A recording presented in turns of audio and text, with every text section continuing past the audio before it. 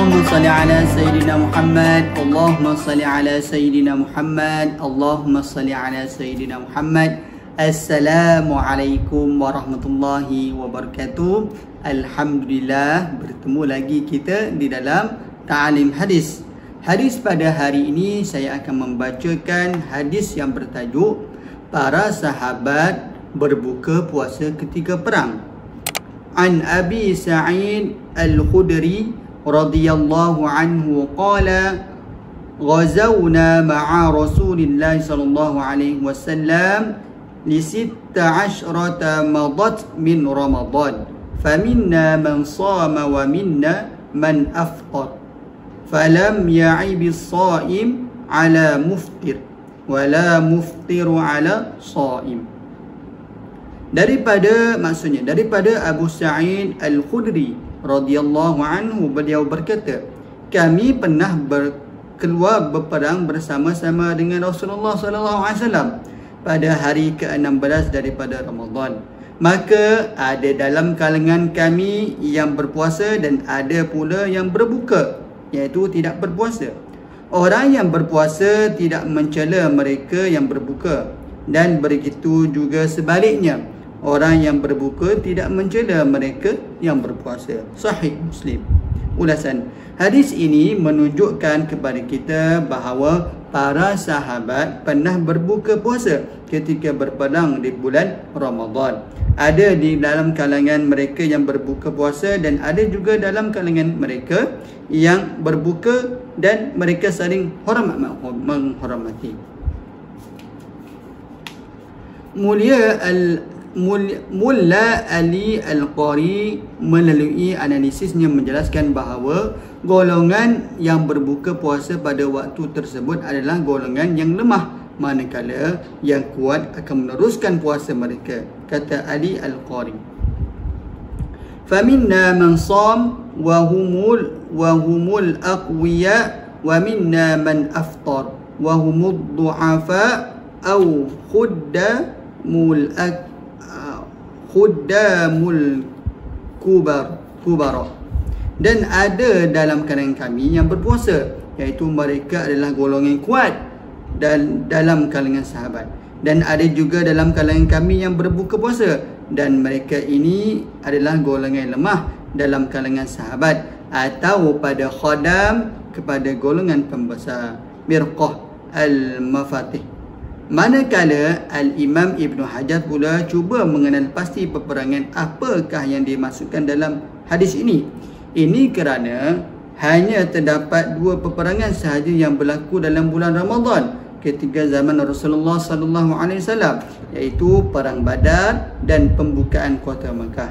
Pandangan ini disokong melalui riwayat Sayyidina Umar yang menyatakan wazawna ma'a Rasulillah sallallahu alaihi wasallam fi Ramadan ghazwatain yawma Badrin wal fathi fa aftarna fihima.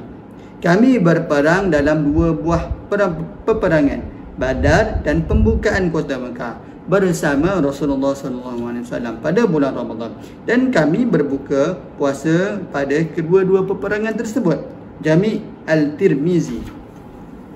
Menariknya di sini terdapat arahan daripada baginda Nabi sendiri yang memerintahkan sahabat agar berpuasa dalam insiden yang berlaku pada pembukaan kota Mekah, yang ini dalam bulan Ramadan. Arahan ini dikeluarkan setelah melihat maslahah yang lebih utama di samping memberikan persediaan tenaga kepada para sahabat andai berlaku pertempuran dalam peperangan nanti. Sebahagian sahabat Nabi menceritakan, ra'aitu Rasulullah sallallahu alaihi wasallam amaran nas fil safarihi amal fathi bil fitr wa qala taqawwa li'aduwikum. Aku pernah melihat Rasulullah sallallahu alaihi wasallam memerintahkan para sahabatnya yang bermusafir pada peristiwa Fath al-Makkah untuk berbuka. Fathul Makkah untuk berbuka. Baginda bersabda, kuatkan tubuh kamu untuk menghadapi musuh kamu. Sunan Abu Daud. Manakala daripada riwayat yang lain pula menyebutkan baginda sendiri berbuka puasa di hadapan para sahabat agar menuruti sunnah Rasulullah sallallahu alaihi wasallam dalam berhadapan dengan musuh di bulan Ramadan. Kata Sayyidina Ibn Jabir, sesungguhnya Rasulullah sallallahu alaihi wasallam keluar ke Mekah pada tahun pembukaan kota Mekah pada bulan Ramadan. Baginda berpuasa sehingga sampai di Qura' al-Ghamim. Orang ramai turut berpuasa. Lalu diberitahu kepada baginda, sesungguhnya puasa telah membebankan orang ramai. Mereka sedangkan menunggu apa yang engkau akan lakukan. Lalu selepas asar, baginda meminta sebekas air dan minumannya. Orang ramai masih menunggu. Ada yang berbuka, ada juga yang masih berpuasa. Apabila sampai berita kepada baginda bahawa ada orang yang masih berpuasa, baginda bersabda, mereka itu derhaka. Jami' al-Tirmizi. Suka juga diingatkan di sini bahawa terdapat juga keadaan di mana Rasulullah SAW berpuasa dalam pemusafiran.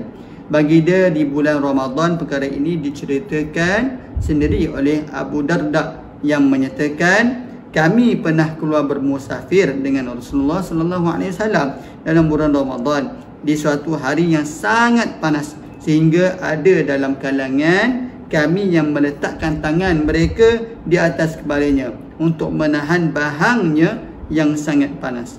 Dalam keadaan panas sebegini, tiada seseorang pun dalam kalangan kami yang berpuasa melainkan Rasulullah SAW dan Abdullah ibnu Rawaha.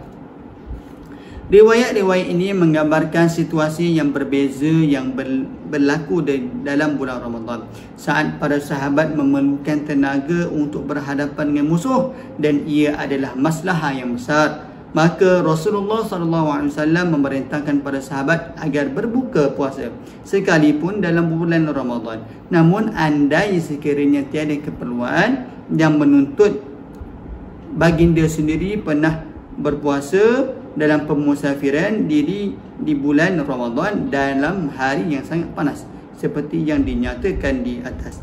Dalam arti kata lain, Rasulullah SAW tidak melarang para sahabat untuk berpuasa dalam keadaan bermusafir di bulan Ramadan, melainkan dalam situasi yang tertentu sahaja. Namun baginda seakan-akan suka untuk membenarkan para sahabat berbuka saat mereka bermusafir. Kerana ini direkodkan dalam riwayat Muslim yang menyebut daripada Hamzah ibnu Umar al-Aslami radhiyallahu anhu, sesungguhnya dia bertanya kepada Rasulullah SAW, wahai Rasulullah, sesungguhnya aku mempunyai tenaga dan kekuatan untuk berpuasa saat aku bermusafir ini. Apakah berdosa andai aku berpuasa? Lalu Rasulullah SAW menjelaskan, sesungguhnya berbuka itu adalah rukhsah, keringanan yang diberikan daripada Allah. Sesiapa yang mengambil rukhsah itu, maka ia adalah sangat baik, dan barang siapa yang ingin meneruskan berpuasa, tiada dosa baginya. Sahih Muslim. Alhamdulillah, selesai untuk hadis pada hari ini. Semoga apa yang kita dengar dan kita faham dapat kita amal serta sampaikan kepada semua, insya-Allah. Jadi itu saja daripada saya. Allahumma salli ala Sayyidina Muhammad, Allahumma salli ala Sayyidina Muhammad, Allahumma salli ala Sayyidina Muhammad.